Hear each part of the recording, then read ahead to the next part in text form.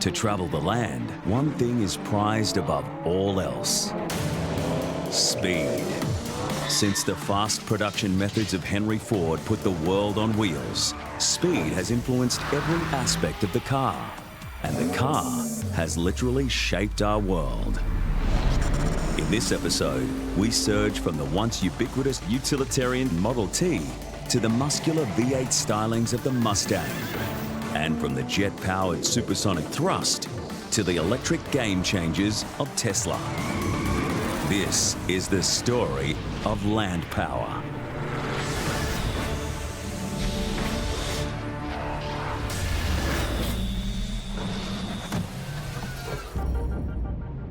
While only 29% of our planet is land, this is where we all live.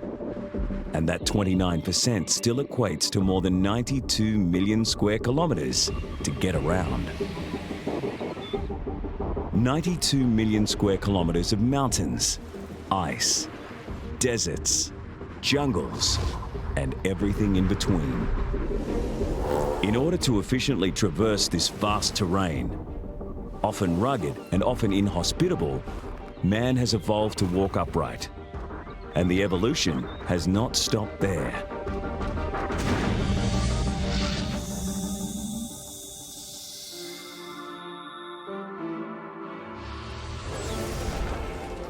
Today, this is where the evolution has taken us. The latest and greatest vehicle from a long-standing auto manufacturer, founded on the belief that nothing is too beautiful and nothing is too expensive. This is the Bugatti Chiron. I believe it's really, they're in a league of their own. There's no one close to it for that level of hyper car. The Chiron is the worthy successor to Bugatti's Veyron, the fastest street-legal car in the world, with a top speed of over 430 kilometers per hour. The Veyron is a marker in the sand. It is the world's fastest car, and it will probably stay as the world's fastest production car for a long, long time to come. The Chiron uses very similar technology to what was developed in the Veyron, and it's sort of a last hurrah for non-hybrid hypercars, where we have a nice big engine with 4 turbochargers and everything's mechanical. With its speed electronically capped at 420 kilometers per hour, the Chiron, as the company likes to put it, brings beast to a very high level of beauty. In terms of what they are, there's no electric motors or anything like that, it's still raw brute power. While its speed may be capped, the Chiron's 16-cylinder W configuration engine delivers a 25% performance increase over the Veyron, thanks largely to its 4 double-powered turbochargers. They use W16 engines, meaning that you have W cylinder arrangement, and that can accommodate up to 16 cylinders in it, which is crazy. With the engine mounted centrally in the car, more weight is placed over the rear tires, increasing both acceleration and sensibly braking. Weight is otherwise kept to a minimum with a light and highly aerodynamic carbon fiber body. Defined by its sweeping C-shaped curves, these design features are integrated into the performance of the car, optimizing airflow to an engine that gulps a massive 16,000 litres of air per minute. Directing airflow is vital for speed, but in a car this overpowered, it's also necessary to keep it from flying off the road. Along the flat aerodynamic underbody of the car, a series of forward flaps adjust their angle at high speeds to keep downward pressure on the front tires. The slit-raised wing at the back does the same for the rear wheels and serves as an air brake. With a multi-million-dollar price tag and taking an average of 6 months from construction to customer delivery, Bugatti releases around 70 Chirons per year, placing them among the world's most exclusive production vehicles. No one will ever build anything like that ever again. It's a very iconic car in that sense. It's a one-off. You'll never see anything like that ever being produced, not on a mass scale. So it is a very, very special car.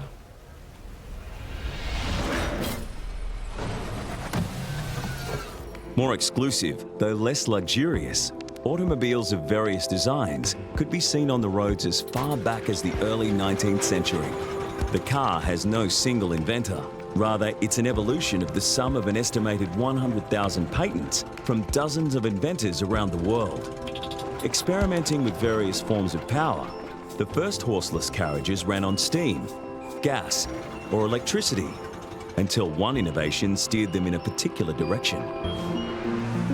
Built by German engineer Nikolaus Otto in 1876, the Autocycle was a compressed charge internal combustion engine that went on to define the dominant power source of automobiles for more than a century. An internal combustion engine works by converting chemical energy into heat energy and then into mechanical energy. So by igniting a fuel-air mixture, we can increase the pressure within the combustion chamber, which drives the piston of the engine down. Now that downwards motion of the piston in turn rotates a crankshaft, and that crankshaft gives us rotational energy, which we can then use to drive the wheels.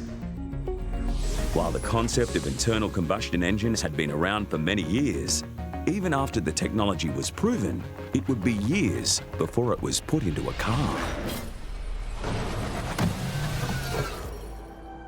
To Carl Benz, we owe the first practical mass-produced automobile, the Benz patent motor wagon of 1885.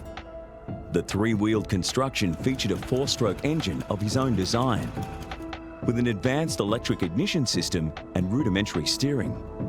The motor wagon went on to become the first commercially available automobile in history, aided by a unique marketing campaign.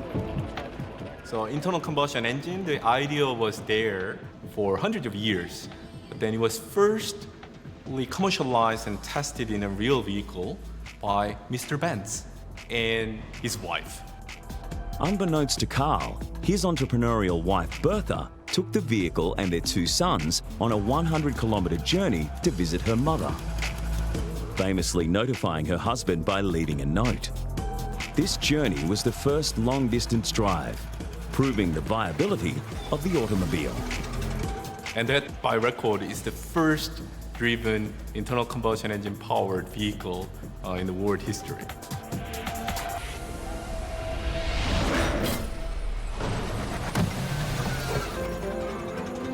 As cars continue to grow in practicality, they remain costly contraptions owned only by the rich. More than any other, one man and one car changed that forever. Henry Ford and the Model T. Born to a Michigan farming family in 1863, from an early age, Henry Ford showed an aptitude for mechanics. And after turning 16, he left farming life behind to pursue a career in engineering. Establishing the Ford Motor Company in 1903, Ford's vision was to manufacture inexpensive cars using skilled workers earning good wages. He did this by developing the assembly line technique of mass production. Installing lines of conveyor belts in his factory, Ford workers, who were paid a generous $5 a day, were at the height of production able to churn out more than 300,000 Model Ts annually. Offered to the public in any choice of colour, so long as it was black, the reason behind Ford's famous pronouncement was that Japanese black enamel was the only finish capable of drying fast enough to keep up with his production method. Model Ts could be put together in as little as 93 minutes, and these savings in time translated to financial savings for the customer. Because of Henry Ford and the Model T, car ownership in the US became affordable to the many rather than the few. And by 1918, half of all cars in America were Model Ts. Started by a hand crank, the Model T's four-cylinder 20-horsepower engine reached a top speed of about 70 kilometres an hour, more than enough on the largely unpaved roads of the day. Utilitarian in appearance, uncomfortable to drive, and incessantly rattling, the Model T's many shortcomings were the source of many affectionate jokes. Nonetheless, this affordable mass-produced car is credited with powering a social revolution by providing independent transport to the masses. Ford would also be at the forefront of the next great revolution in automobiles, the V8 engine. First patented in France in 1902, the V8 engine was initially more common in speedboats and aeroplanes before it found its now iconic place in cars. The V in the V8 comes from the angle at which the 8 cylinders are mounted on the crankcase. Split into 2 opposing banks of 4, the cylinders drive a common crankshaft, which, as in a standard engine layout, converts the piston's linear energy into rotational motion that is transferred through the gearbox to the wheels. With the overlapping power strokes of the 8 cylinders largely eliminating unwanted engine vibrations, the V8 is an inherently balanced design. But the V8's principal innovation was that it generated more power without an increase in size. By increasing the size of the engine, then you can produce more power. It is just a question about how to fit that certain volume that's large into a limited space. Introduced in 1932, the Ford Flathead V8 was the first affordable, mass-produced V8 engine. The Flathead revitalized and redirected the Ford Motor Company. This engine whetted the appetite of power-hungry consumers, and the design of cars changed radically to keep up. From the V8, a new generation of car was born.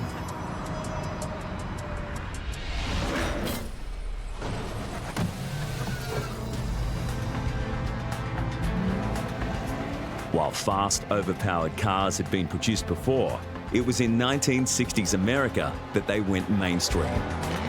With petrol cheap, the economy strong, and the youth market lusting for fast, sexy vehicles, the era of utilitarian transport gave way to a period of tire-smoking excitement in the form of muscle cars. These affordable small to mid-size cars, with their powerful V8 engines, could be driven for everyday street use, or pitted against each other in formal or informal drag races.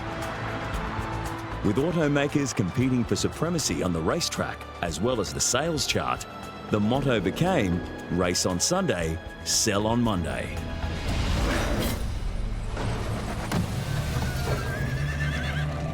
And this was the sales success story of the 1960s, the Ford Mustang. Coming onto the market in 1964, the Mustang, with its low price, good looks, and long options list, took America by storm.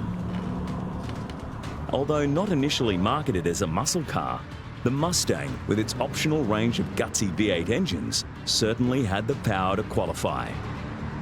Instead, this high-performance compact created its own market category, the pony car. A huge factor in the Mustang's initial success was its low price point, owed to the fact that it shared much of its engineering with an existing Ford product, the Falcon. But it hardly mattered to the public. The Mustang offered enough stylistic points of difference to be its own car. Ranging from a 164 horsepower model to the high-performance version boasting 271 horsepower, the sales sensation of the 60s, the Mustang created a trend with the muscle car market that other automakers were bound to follow.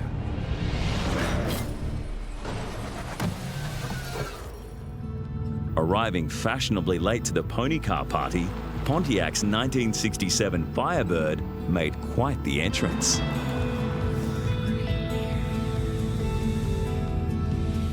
Built with the specific purpose of competing with the Mustang, Pontiac had a little over 2 years to design and engineer the Firebird, which in car-making terms equates to a mad dash. To meet its deadline, the Firebird, much like the car it was striving to beat, started out by borrowing parts from existing vehicles, namely those of the Chevrolet Camaro. Chevrolet and Pontiac were both brands owned by General Motors, and both the Camaro and the Firebird were aimed at cutting into the Mustang's dominance over the muscle car market. Like the pony car it was made to compete against, the Firebird was offered with 6-cylinder engines as well as a range of V8s. And the V8s were by far the most popular. While the Firebird stirred the same levels of passion in its drivers, it never met the sales levels of the Mustang it was designed to tame. Remembered with a fondness beyond sales charts, the Firebird remains a much-loved product of the competitive spirit that characterised the muscle car era.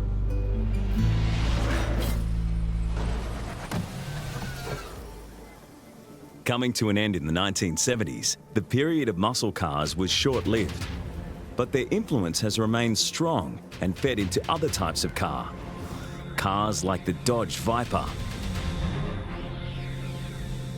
The Dodge Viper is an all-American action supercar. It is traditional, big engine, big loud, brash car. Some engineers at Dodge had the great idea of stuffing the biggest engine that they had lying around into the smallest car they could fit it into, and the Dodge Viper was born. It's a point-and-shoot muscle car that will go incredibly quickly in a straight line. First roaring onto American streets in 1992, this heavily muscled sports car and its voluptuous stylings pay loving tribute to the muscle cars of the early 60s. In a period where the prevailing trend was toward efficient, conservative cars, this gas-guzzling extrovert was a throwback to a different time. The chief selling point of this impractical vehicle was that it offered what few others in the more sensible 90s car market could: brute power. It's got an 8.3-litre V10 engine, which is literally out of a truck, but they've transformed it into a performance car engine that just is brutal. Recruiting the expertise of supercar manufacturer Lamborghini, which was owned by Chrysler at the time, the Viper delivered a rating of 400 horsepower at 4,600 revs per minute, numbers almost unheard of in the early 90s. It produces about 480 kilowatts in its top spec, which is probably about 5 times the average small hatchback, and around the same sort of power as most of its supercar rivals. Delivering great gobs of power to its extra-wide Michelin tyres, there was plenty of traction, and the Viper stuck to the road like the snake it was named after. Car lovers could not get enough, and the trend-bucking Viper, with its nostalgia for the muscle cars of a previous generation, was a top-selling instant classic.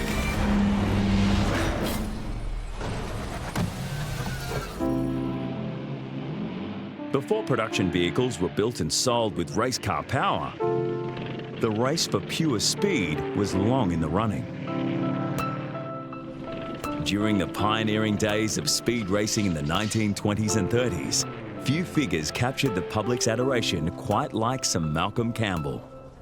Holding the land speed record 9 times during his life, as well as setting 4 water speed records, the British-born motorist received a knighthood for his contribution to the field. Racing in a series of several cars he named Bluebird, the fastest of these was the Campbell Railton model, built in collaboration with British automotive engineer Reed Railton. A design of the modernist 30s, the Campbell Railton Bluebird featured a low rectangular cross-section, spanning the full width of the wheels for reduced drag. Its distinctive tombstone radiator grille could be closed with a movable flap, briefly enhancing the aerodynamic profile during record runs. Powered by a Rolls-Royce V12 engine, the Bluebird made record-breaking runs across the hard-packed sands of Florida's Daytona Beach in 1933 and again in 1935, clocking what was an unprecedented top speed of 445 kilometers per hour. Campbell knew the car was capable of more.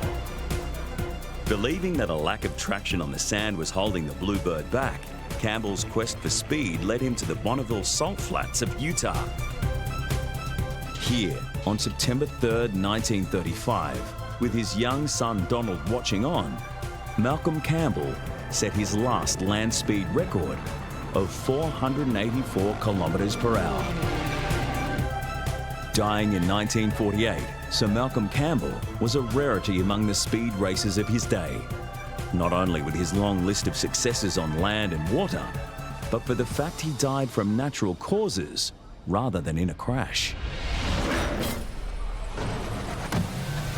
Well, Dad, I'm mighty glad you reached the 300, but I felt sure you'd do it. Right, old chap, I'm very pleased too. But I reckon you've had a real good time whilst you've been over here in the States, because everybody's been so awfully kind to you, haven't they? They sure have. Following in his father's racetracks, Donald Campbell set land and water speed records throughout the 1950s and 60s. While a generation before, his father Malcolm had been the first to break the 300-mile-per-hour mark on land, it was Donald's great ambition to go even faster, with his sights set on breaking 400. This was the vehicle that he hoped would do it, the Bluebird Proteus CN7, the first car to be powered by a gas turbine engine, an engine that up until this point had only been used in airliners. Drawing air into the engine through the car's open nose, this painstakingly streamlined vehicle was thought to be capable of over 800 kilometers per hour. Returning in 1960 to the site of his father's last record in Utah, Donald crashed during a test run at around 580 kilometers per hour. Thanks to the tremendous structural integrity of the vehicle, he survived. I have survived the fastest crash that mankind has ever survived. Despite being intensely superstitious, Donald Campbell's bad luck continued. With the car completely rebuilt, a more promising racing ground had been located on the dry lake bed of Lake Eyre in South Australia, a site that had gone without rain for 9 years. Shipping car and crew to the remote location in 1962, the heavens opened up and the lake was ultimately flooded to a depth of 3 inches. Finally, after 18 months of waiting, Donald made his courageous record-setting attempt on the still damp track. He achieved his goal, scraping past the 400-mile-per-hour mark and setting a new land speed record of 648 kilometers per hour. Never getting the chance to race on land again, Donald died 5 years later during a water speed attempt.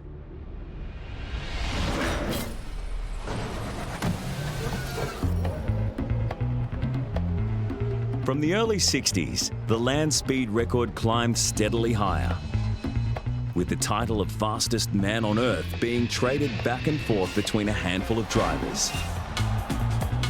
Californian Craig Breedlove claimed and reclaimed the honour several times before putting an end to things, at least for a while, in 1965. Using a surplus General Electric J47 engine, common in military aircraft, Breedlove's first record-breaking runs were not accepted by the International Automobile Federation because his vehicle, the Spirit of America, had 3 wheels instead of 4. After a near-fatal crash in 1964, the undaunted Breedlove returned a year later with the 4-wheeled Spirit of America Sonic 1. Powered by a superior J79 engine, he held the official land speed record for all of 5 days before it was surpassed. But the very next week, Breedlove responded with a new record of 966 kilometers per hour. This time, the record would last 5 years before being broken in 1970. To claim it back, Breedlove set his sights on going faster than the speed of sound. But he was not alone.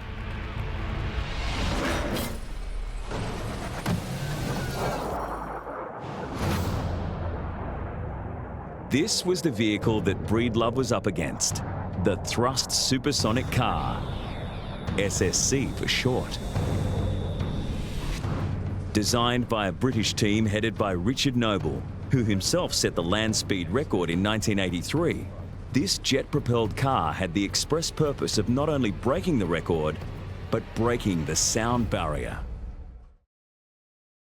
If you want to go faster than the speed of sound on land, your problems actually are larger than in air, because you have the solid boundary, the Earth, on which you're traveling, and that means there is a very small gap between the moving object and the Earth.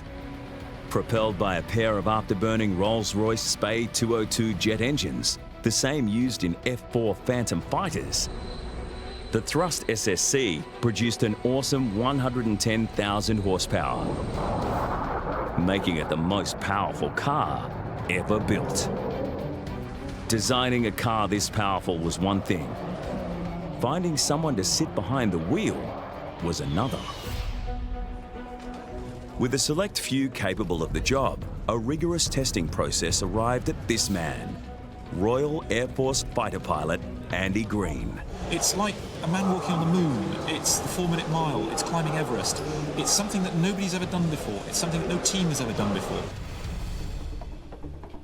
Green's challenge was immense. Unable to house steering gear at the front of the vehicle due to aerodynamic restrictions, the Thrust SSC was steered via its asymmetric rear wheels. Whether such an unusual system was viable at the speed of sound was uncertain. From the aerodynamic point of view, make this very dangerous. You have this very slim cushion of high-speed air sitting underneath the vehicle, and there is a serious chance that this vehicle would be lifted.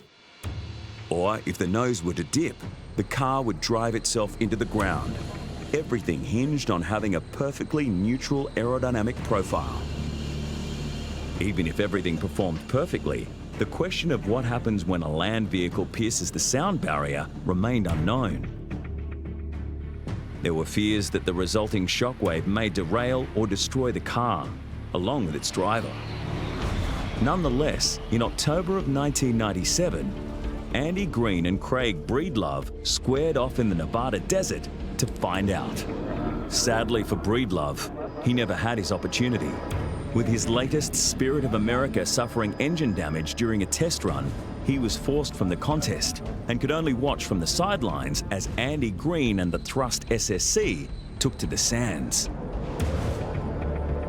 50 years and 1 day since Chuck Yeager and the Bell X-1 rocket plane first broke the sound barrier, Andy Green and the Thrust SSC joined the club, blitzing along the desert at a top speed of 1,227 kilometers per hour. This was the first time a car had gone supersonic. The record stands to this day, but it is not safe from attempts to break it. And Andy Green and the Thrust team are among those seeking to go faster still.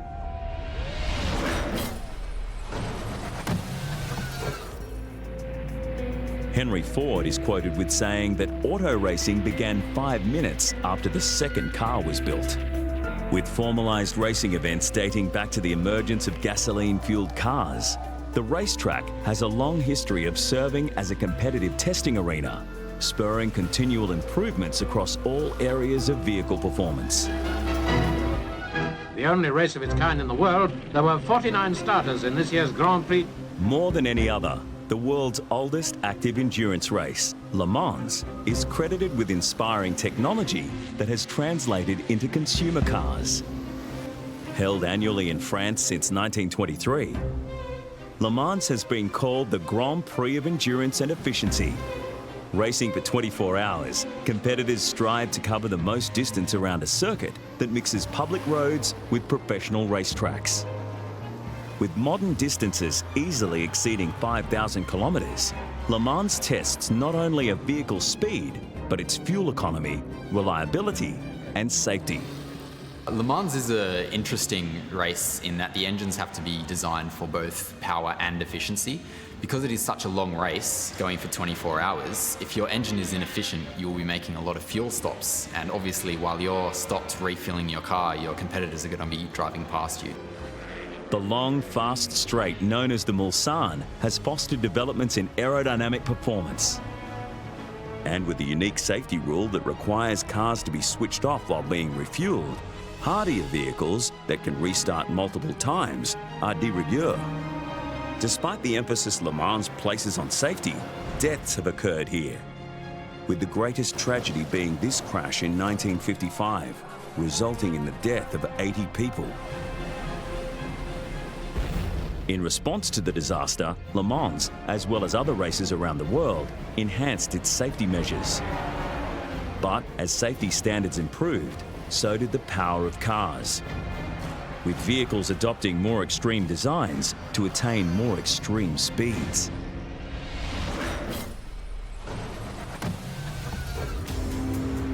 Vehicles like the Porsche 917. The development of this now legendary car came about due to a rule change in motorsports that allowed for a new class of cars to enter endurance racing. With engine capacity capped at 5 litres, Porsche began work on a smaller engine version of its 908, and in just 10 months, the 917 was built. Definitely the 917 broke all records and really made people have a look. Absolutely amazing car. The car, in spite of its often garish 1970s paintwork, is today considered one of the greatest race cars ever made, and was even immortalised in film, starring alongside Steve McQueen in the 1971 movie Le Mans. But the 917 did not achieve instant greatness. In early models, the power of its 12-cylinder engine, capable of going from 0 to 100 kilometres an hour in 2.4 seconds, exceeded the vehicle's handling, and Porsche had a hard time finding drivers willing to pilot what was considered an accident waiting to happen. And at the 1969 Le Mans, the accident did happen, with driver John Wolfe losing control of his 917 and dying in the resulting crash. But Porsche persisted, and chief engineer John Horsman found the solution to the 917's problem. In studying the splatter of dead bugs over the vehicle following test laps, he noticed that the insects were concentrated on the bodywork, not the tail. No bugs meant no airflow, and therefore, no downforce. At high speeds, a race car's tail, or wing, is designed to do the opposite of wings on a plane. Race cars tend to have downforce, so that is, they have aeroplane wings that are upside down that press the car into the surface, which increases the pressure that the tyre has to deal with, and they get very hot, so the slick tyres tend to be very strong construction and very sticky rubber compounds to keep the race car on the track. With its lightweight aluminium frame and fiberglass body, the key to making the Porsche 917 into the dominant race car it became was in perfecting the design of the tail. Adding shorter, more upswept fins provided a clean flow of downforce-inducing air over the rear wheels. With a dramatic improvement in the car's handling, Porsche suddenly had a race winner on its hands. And in 1970, this car provided the German manufacturer with its first win at Le Mans. The following year was even more impressive, with the car again taking out Le Mans as well as 8 of the 10 races for the World Trophy, cementing the 917's enduring legacy as one of the most powerful street-legal race cars.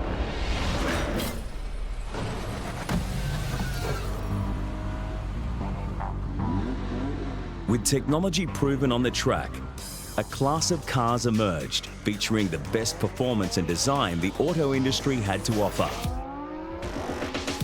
Supercars. The term supercar has been used in the car market since the 1920s. Today, this is what it means. This is the Lamborghini Huracan. With its V10 engine delivering 610 horsepower, the highly powerful, highly luxurious Huracan can go from 0 to 100 in a blistering 3.2 seconds, securing it the honour of Supercar of the Year upon its release in 2014. So it sounds amazing. I suppose the magician's back at the factory. A lot of it's with the engineering, with the exhaust and the manifolds and the way the sound gets delivered. Using aerodynamica Lamborghini Attivia technology, ALA for short, the Huracan bends air to its will. On the front, a horizontal splitter blocks air from flowing beneath the car, maintaining downforce on the front tyres. When downforce and the drag associated with it is unnecessary, a pair of flaps open in a split second, allowing air to flow through for improved aerodynamics. On the back, air intakes can direct airflow above or below the rear wing, again balancing downforce with drag. The wing itself contains a hollow chamber, allowing airflow to be directed internally to either side. When cornering at high speed, the ALA system directs airflow, and therefore downforce, to the inboard half of the wing, balancing the load on the rear tyres. The Lamborghini Huracan engine is a V10, which means that there are 10 cylinders in a V configuration, 5 on each side. engine can produce 610 horsepower, which is equivalent to the amount of work 610 horses could do over 1 hour. With its high power and high performance, the Huracan is an instant classic of the elite supercar genre.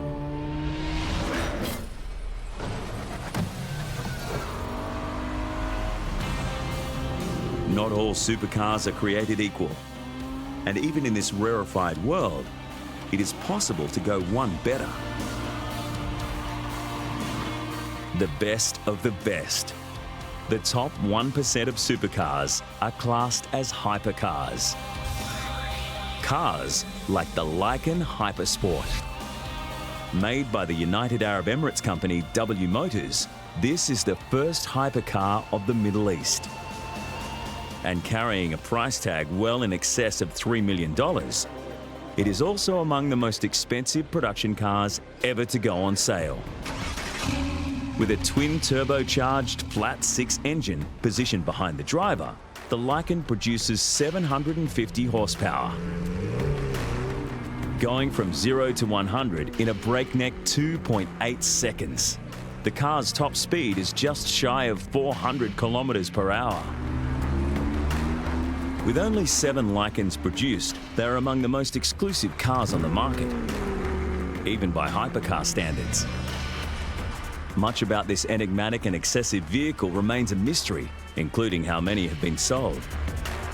Though it is safe to say that this is an extremely powerful car, owned by extremely powerful people. With supercars continuing to develop new technology and improve performance, for a vehicle like the Lykan to attain hypercar status, it must be at the very forefront of engineering and design. But the bar continues to be raised, and what is extraordinary today may be commonplace tomorrow. While it may be some time before diamond-encrusted headlights are standard, the innovations that have come from cars have the power to change the world.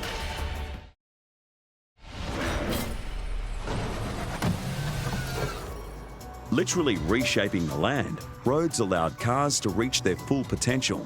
And as cars came to travel faster and more frequently upon them, safety technology needed to accelerate to keep pace. First performed in the 1930s, crash testing quickly became a popular means of investigating a vehicle's structural integrity. With crash test dummies introduced in the late 40s, the impacts on a car's occupants became better understood, and this form of testing led to a suite of safety innovations. As the shortcomings of simple lap seatbelts were demonstrated, Volvo developed the now standard 3-point seatbelt. Rather than patenting the technology for profit, it was made freely available in the interest of saving lives. Airbags, unpopular at first, became more effective with improvements in seatbelts and are standard today. And as cars have become safer in accidents, the trend has shifted towards accident prevention, with a host of smart technologies designed to monitor driver performance or take over driving altogether.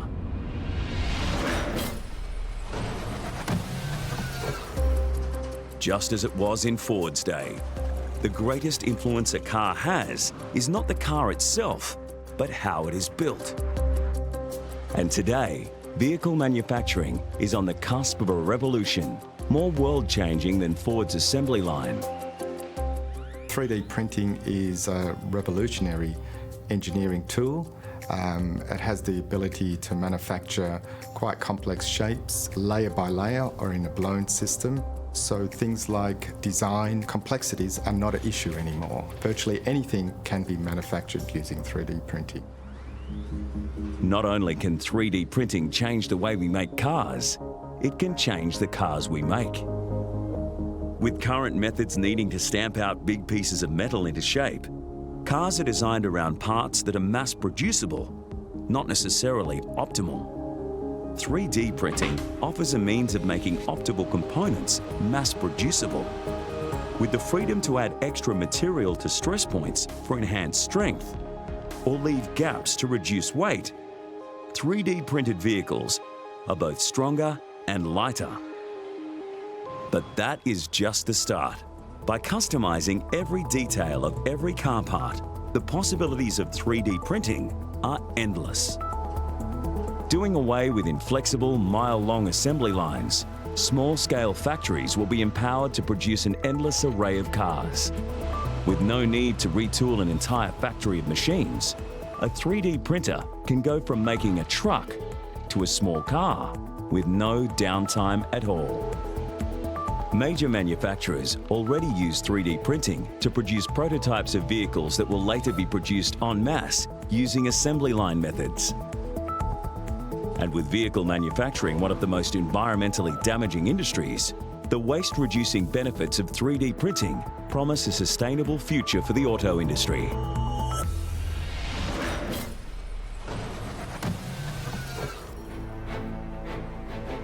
For cars to be truly sustainable, a new source of power is needed. Harmful to the environment and human health alike, the emissions from fuel-burning engines are increasingly being regulated by governments around the world. And as oil decreases in abundance, oil-derived fuels are increasing in cost. Fortunately, cars from their very inception have a history of running on alternative power.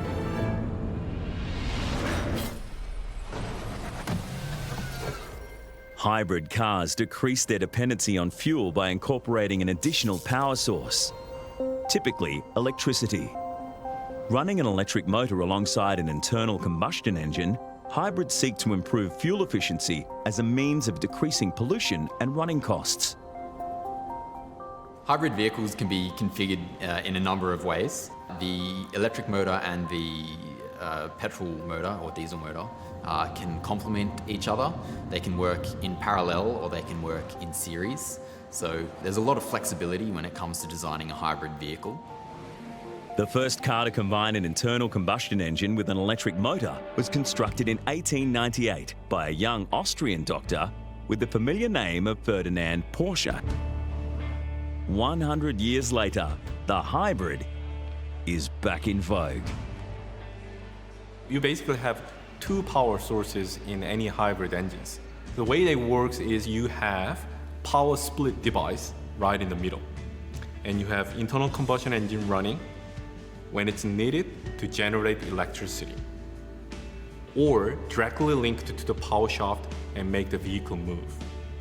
And this power split device sitting in can be used to control, either use that mechanical motion to generate electricity so that some energy can be stored in a battery, and then the electricity can be used when it's needed. Electric engines also have the advantage of acting as self-powering generators, capturing energy that would otherwise be lost and converting it to electricity. This is particularly evident in regenerative braking.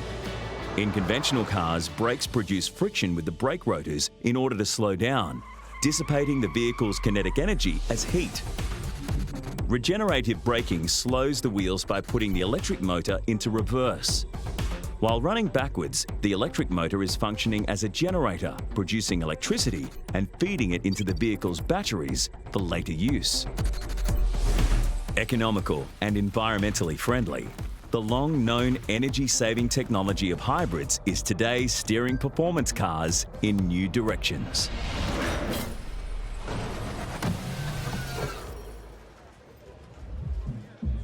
A plug-in hybrid, the BMW i8 delivers near supercar performance with the fuel economy and emission standards of a compact vehicle. Marketed as the world's most progressive sports car, BMW claims the i8 is a vision of the future. And as the world's top-selling electrified sports car, they may be right. Chargeable via an ordinary wall socket, its high-voltage lithium-ion battery bank is maintained at an optimum operating temperature by an innovative cooling system. The turbocharged 1.5-litre three-cylinder petrol engine produces a healthy 230 horsepower. Sitting above the rear axle, the combustion engine takes a back seat to its electric counterpart. BMW i8 approach, it's a little bit different. Your vehicle will be operated solely by AC motor, and internal combustion engine, it does not produce direct power supply to your power shaft, but it's more or less generating electricity, and then the generated electricity is used to run the AC motor. So the AC motor is the core element to produce power. Obviously, the more motors that you can have delivering power at any one time, the faster that car can go. It can be configured to just drive the wheels with the electric motor and use the engine as a generator. It's like carrying a power plant around with you in the car. With an electronically limited top speed of 250 kilometers per hour, the i8 provides performance with impressive fuel efficiency and minimal emissions. With a choice of 4 driving modes, at one end of the spectrum, Sport mode makes the most of the petrol engine for maximum power. At the other end, eDrive relies solely on the electric motor, which can take the car for around 37 kilometers without using a single drop of fuel. The i8's highly aerodynamic design and its lightweight body, featuring carbon fiber reinforced plastics, adds to the efficiency and sports car performance. This is an energy-efficient, environmentally friendly vehicle that does not skimp on the power and fun of a traditional sports car.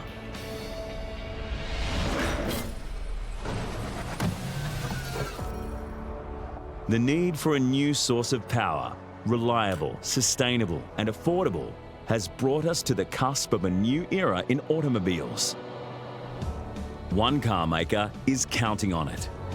Tesla is both an auto manufacturer and a renewable energy company. Specializing in battery storage, it is the marriage of car maker and power provider that has seen Tesla lauded as the world's most important car company. Named in honor of Nikola Tesla, the genius Serbian engineer who invented the induction motor and alternating current power transmission, Tesla builds electric cars that don't just measure up to conventional vehicles, but outperform them. And with a maverick CEO in the form of Elon Musk, Tesla is using a business model all its own to make different cars for a different future. Tesla's first car, the Roadster, released in 2008, was the first high-performance all-electric car. Going from 0 to 100 in 4 seconds and able to travel more than 320 kilometers on a single charge. Constantly improving, the more recent Model S, with its ludicrous mode, goes from 0 to 100 in a staggering 2.7 seconds.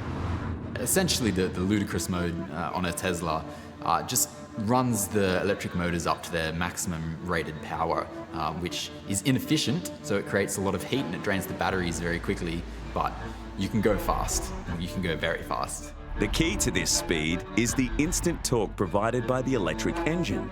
Torque is essentially the strength of an engine, or how much force it can put out, whereas power is the product of that force and the speed that the engine is turning at.